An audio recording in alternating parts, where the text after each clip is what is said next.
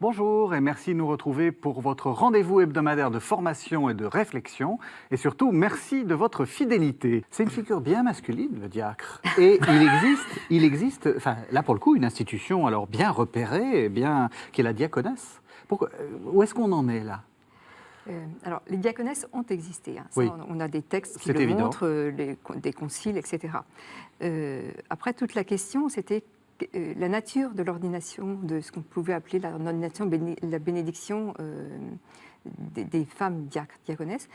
Donc, est-ce que c'était sacramentel ou c'est simplement une bénédiction, tout en sachant que parler de sacramentalité dans les premiers temps de l'Église, c'est complètement anachronique. Oui, puisque c'est pas du tout les mêmes, donc, la même théologie. Oui. donc, la question en elle-même est déjà un peu complexe à résoudre. Oui. Donc aujourd'hui, les textes liturgiques, un certain nombre de sources liturgiques que l'on a ont été étudiées.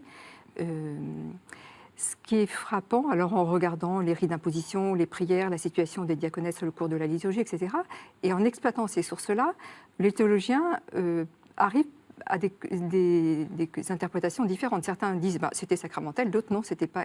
Les diaconesses faisaient vraiment partie des clercs, et d'autres en concluent que non. Oui. Donc la Commission théologique internationale qui s'était vraiment penchée, qui a travaillé sur la question, n'a pas tranché et a laissé ça aux soins du magistère. Bon, le pape François, c'est assez récent ces études. Le pape François a relancé une commission, réouvert. Donc je pense qu'il faut travailler la question. Vous en pensez quoi?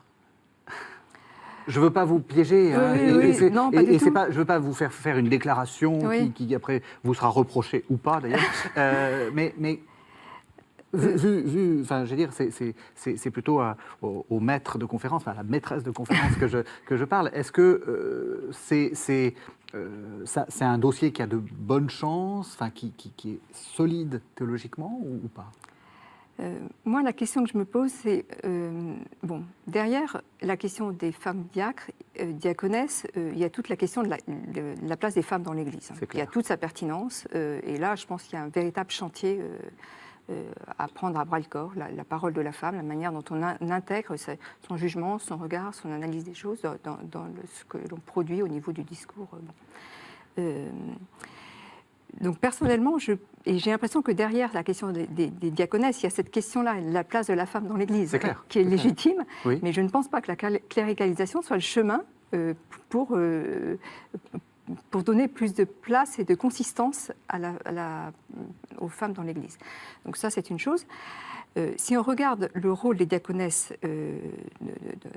au temps où elles ont existé, c'était essentiellement liturgique au moment des baptêmes des catéchumènes, puisque c'était des baptêmes par immersion. La pudeur voulait que les femmes s'occupent des femmes.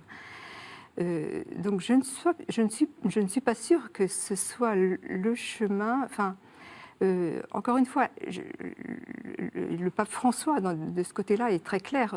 La cléricalisation n'est pas le chemin du plein déploiement des différentes missions des baptisés dans leur diversité et leur complémentarité. C'est pour ça que moi, je ne me bataillerai pas sur cette question-là. Qu'on réouvre le dossier très bien, mais je pense qu'il y a un dossier bien plus important à prendre, qui est celui de la parole de la femme dans l'Église et le chemin. Alors je pense que derrière, il y a une femme diacre, alors à ce moment-là, pourra proclamer l'Évangile et prêcher au cours de la liturgie eucharistique. Il y a un peu ça derrière. Je pense qu'on manque de créativité au niveau de la liturgie, qu'on pourrait très bien trouver des lieux, y compris dans la liturgie des heures, où on proclame l'Évangile, comme religieuse, vous voyez, au cours des vigiles le samedi soir, nous on a les vigiles simplement le samedi soir, celle qui préside l'office va à l'ambon, proclame l'Évangile, et on pourrait tout à fait penser une prédication. Bien sûr. Et on manque de créativité dans l'Église. On pourrait tout à fait... Pourquoi on ne déploie pas plus la liturgie des heures avec une place... Ça se fait au cours des semaines œcuméniques. On voit bien que à Rome, moi j'ai passé 3 ans à Rome, au cours de la semaine œcuménique, il y a des vêpres au cours desquelles c'est arrivé que des ministres d'autres communautés prêchent devant le pape. C'est tout à fait... Donc, voilà, je trouve qu'il y a une question à prendre à bras-le-corps, mais...